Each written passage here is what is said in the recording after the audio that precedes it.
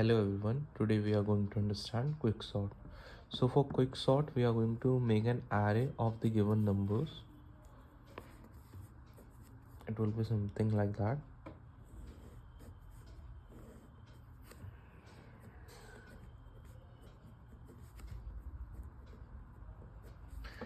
Now we are going to give the value of j and I.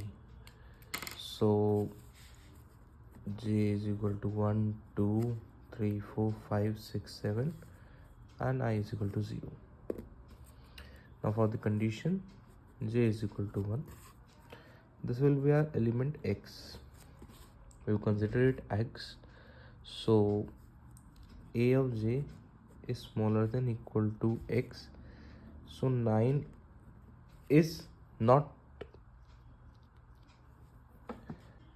smaller than x. So the condition states it's false.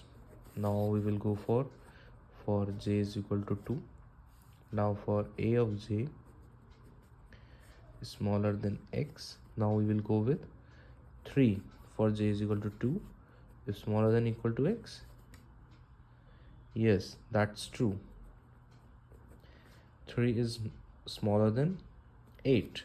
So now what we will do, we will plus the value of I and interchange it with j.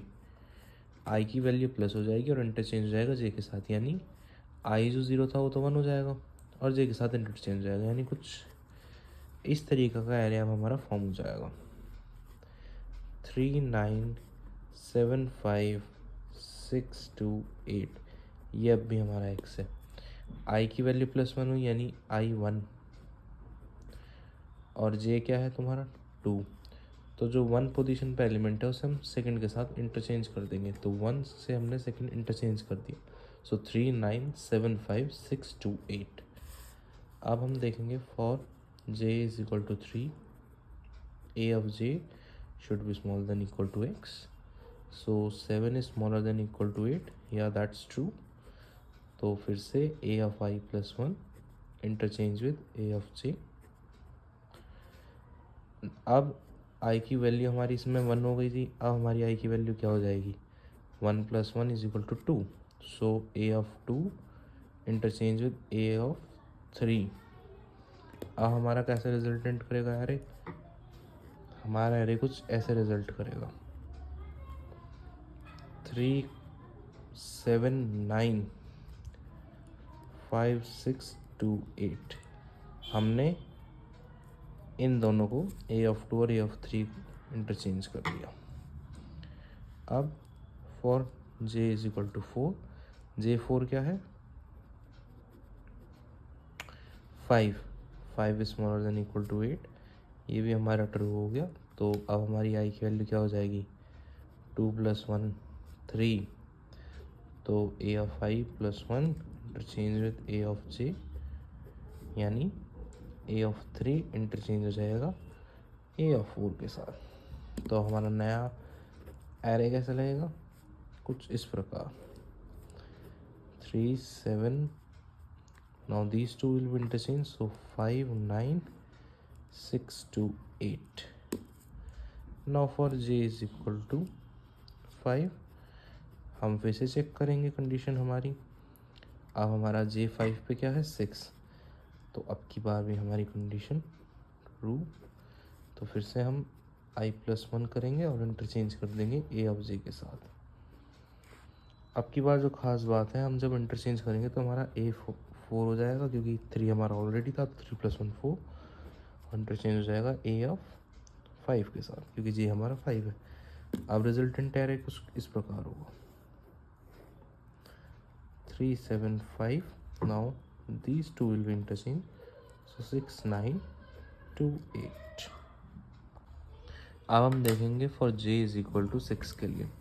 For j is equal to 6 के लिए क्या होगा, जो हमारी condition है वो हो जाएगी j 6 कब होगा 1, 2, 3, 4, 5, 6. 2 पे 2 छोटा है 8 से, यानी हमारी कंडीशन तो ट्रू हो गई. तो अब जब कंडीशन ट्रू होती है तो क्या होता है a of I + 1 और a of j में इंटरचेंज हो जाता है. अब a of I क्या है हमारा 5 + 1 क्या हो वो 4 है. 4 था पिछली बार, तो 4 + 1 क्या हो जाएगा हमारा 5, और ये हमारा क्या हो जाएगा 6। तो जब हम 5 और 6 के बीच में इंटरचेंज करेंगे, यानी 9 और 2 इंटरचेंज हो जाएंगे आपकी बात फिर। तो हमारा जब रिजल्टेंट एरे आएगा वो आएगा 3 7 5 6 2 9 8। अब ये हमारा रिजल्टेंट एरे हो गया। अब हम देखेंगे फॉर j = 7 के लिए। हम फिर देखेंगे a of j is smaller than equal to x। अब a = 7 फॉर j = 7 के लिए क्या हो जाएगा।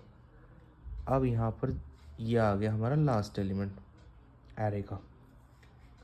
अब j हमारा 7 आ गया। अब 7 ही हमारा लास्ट एलिमेंट है, तो जब हम कंपैरिजन करेंगे तो ये तो भाई ट्रू ही आना है। तो फिर से वही होगा i+1 interchange with a of j। अब जब हम i+1 करेंगे, यानी i हमारा क्या था पिछली बार 5, अब क्या हो जाएगा 6 इंटरचेंज हो जाएगा 7 के साथ। तो हमारा एरे किस प्रकार बनेगा, हमारा एरे कुछ इस प्रकार बनेगा। ये वाला स्टेप सबसे इम्पोर्टेंट है इसमें। 3 7 5 6 9 and 2, and now these two will be interchanged, so 8 9।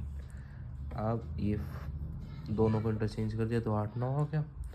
अब ये जो हमारा 8 है, ये वाला 8 जो पहले हमारा x था, इसे हम कह देंगे पाइवोट, और जो हमारा पाइवोट एलिमेंट होगा इसके थ्रू हम अपने एरे को ब्रेक कर देंगे। इन शॉर्ट अब हमारा एरे कुछ इस प्रकार हो जाएगा 3 7 5 6 2 8 है एंड 9 है। अब ये पोर्शन तो हमारा ऑलरेडी सॉर्टेड है, तो हम सॉर्टिंग किस पे करेंगे, इस पे 3 7 5 6 2 पे। अब वही 1 2 3 4 5 ये j की वैल्यू हो गई। आई हमारा हमेशा 0, पहली बार की तरह 0 हो गया। तो हम देखेंगे फॉर j = 1, भाई फॉल्स है। जब कंडीशन फॉल्स होती है तो हम क्या करते हैं, अगले स्टेप पे जाते हैं, j की वैल्यू बढ़ा देते हैं। अब फिर हम गए 7 2 फॉल्स है। अब हम फिर गए 5 2 फॉल्स है। अब हम फिर गए j = 4 पे, तो भाई 6 2 फॉल्स है। अब हम j = 5 पे गए, तो भाई यहाँ तो ये ट्रू हो गया, कंडीशन ट्रू हो गई। तो अब क्या होगा, अब होगा हमारा a of i+1 interchange with a of j। i क्या है 0, तो i+1 क्या हो जाएगा 1 interchange with a of 5। In short अब हमारा एरे बन जाएगा ये 2 7 5 6 3, और 2 हमारा क्या हो जाएगा पाइवोट एलिमेंट। तो हमारा एरे क्या बचा 7 5 6 3। अब x हमारा ये हो गया,